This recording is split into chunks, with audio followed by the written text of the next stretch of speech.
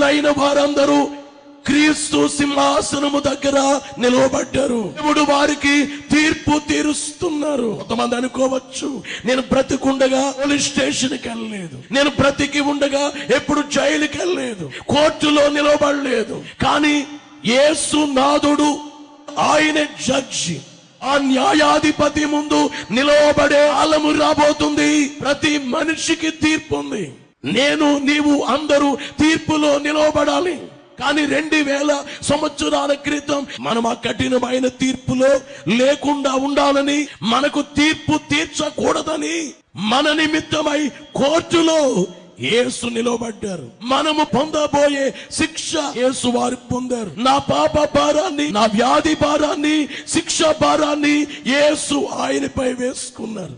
తప్పు చేసింది మనము, శిక్ష వేసుకుంది యేసునాథుడు, ప్రేమామయుడు.